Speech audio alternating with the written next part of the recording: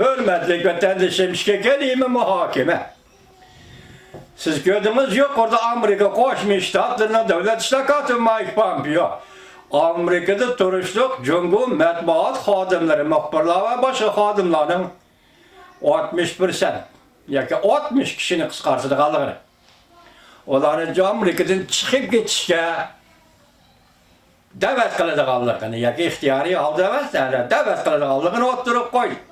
Ötkende biz sizlerle 5 yürüyüş Amerika'da, Washington'da ve başka yerlerde turuştuk. 5 yürüyüş Cumhuriyet'in akbarat vasıtalarını Amerika'nın Washington'da Amerika'dan çıkarıp geldiği doğrusunu sözü geliyor. Ben şunda koylayım ki hürmetlik vatandaş başta ettik senatör değil mi dedi. Kerek.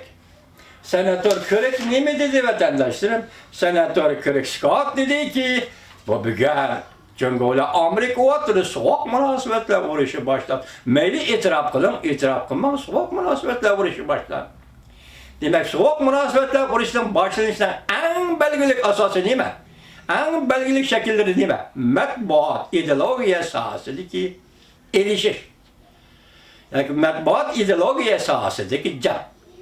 Aynı vakta Sovyetler, sabık Sovyetlerle Amerika ve Garp dünyası oturuş şundak yüz bergedi. Bugün endi müşükünde Amerika Koşmuş Ştatları Cumhuriyeti oturuşu şundak yüz bergedi. Misal kalayla, adi sözle bakayla, mesela değil Amerika'da Cumhuriyet'in iki muhbiri olsa, Amerika'nın Cumhuriyet'de kancılık muhbiri var. Mesela Cumhuriyet'in Amerika'da 100 nefer muhbiri olsa, Amerika'nın Cumhuriyet'de kancılık muhbiri var. Bunlar da tanışacağız vatandaşlar.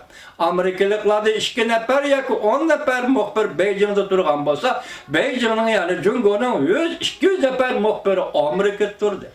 Bunların interview faaliyetleri, ziyaret kılıç faaliyetleri bek adlı. Mesela Cumhuriyet'in muhbirleri Amerika'nın bütün tüpürgede kalıgan yerine Aksaray'dan tatip Amerika'nın bir yektirgiçi bara alaydı. Amerika'nın muhbirleri çok. Cumhuriyet'e bara alamdı. Başka yerlerine koyup duraydı. Tibet'e bara alamdı. Atalmış Şincan Uygur Abdunum Ray'dı. Müstemlik Uyguristan'a bara alamdı. Türmelerine tekşür alamdı.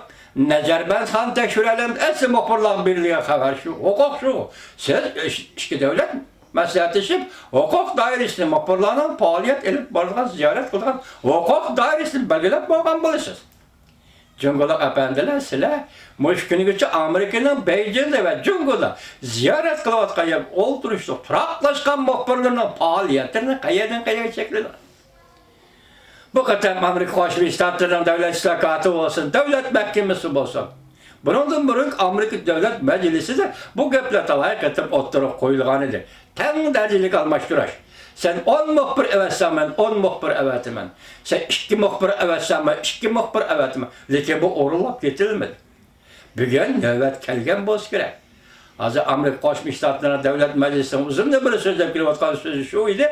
Bugün nöbet kelgen boz gerek. Hazır devlet işlakatı Mike Pompeo Cumhuriyet'in Amerika turuşluk, muhbirleri ve akbarat organlarını kıskartırdıqallığını ilan kılır. Bu kaltısı başlı neşvet eder.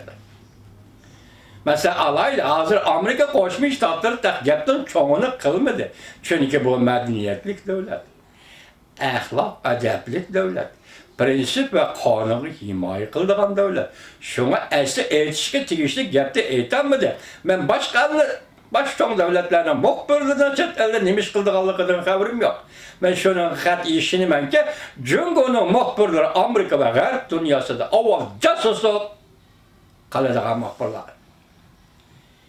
Lakin Amerika Koşmuş Ştatları hükümeti bunu eğizden çıkamır. Çünkü bu iki devlet oturuyorsunuz. Belki nazik mesele var gerek. Demek Xitay'ın muhbirleri meyli qaysı devlet, meyli demokratik devlet, meyli özgü oxşaş müstəbit devlet, meyli İslam devleti, İslam devletleri, meyli başka devlet, kayyar gibi asılar, bunlar Cumhuriyet'in muhbirleri casusluk kılığanlar. Siz şunu da görüyorlar Amerika'nın ahlakını, Amerika'nın devlet ahlakını. Bu muhbirler Amerika'da ne mi iş kıldı bir demedi. Cumhuriyet demirlerde atılmış söz matbuat erkili. Bu söz matbuat erkiliği Cüngülükler bilmelin ki müstabitlerge erkinlik söz matbuat hukuku berip müstabitler kolunu izlivatkan Uygurlarga ve Tibetlerge hukuk verilmeydi deydigan cüngücü söz matbuat hukuku emas cüngülük efendiler. Merhamet siz sözler verim Amerikan tillisiniz razı, Amerikan tanıtılısınız razı. Ondaki söz Amerikan muhbirlerinin hem Cungo'da hem dünyanın her kandak çağırdı Cungo'nu tenkit kılışıga, Cungo'nun kılmış etmişliğini baş kılışıga. Siz hem ruhsat kılın Amerikan muhbirlerine Tibet gibi Ürümçi'ye Müstemlik Uyguristan'a berişi ruhsat kılın. Kötümüz çıdamdamışının Cungoluk efendim. Yani nime değilsiz ende. Bir yerge tansızlık, bu bizge, babam bizdeki ziyaliler, bak aşkara, ayar, başka sebepten bilmesek mi, bu muhbirlik oyu, haber, ahbarat, ilan kılış, beriş, kiliş, Tibet kişinin yanı beriş, kiliş ve başka Amerika'da her kandak cayda ziyaret kılış, Xitay'ın muhbirleri, lakin Amerika muhbirlerine ziyaret kılış orası yatıyor. Moş ama, biz şunu uzundan beri kütüp gelgen idik.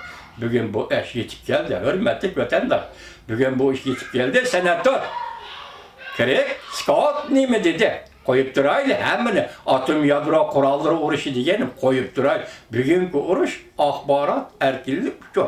Lakin yalgan için yalgan ahbarat. Siyaset vasıtaları.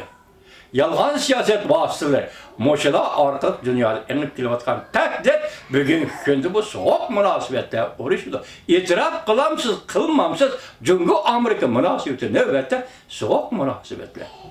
Uğraşı devrige kirip geldi deydi senatör Craig Scott.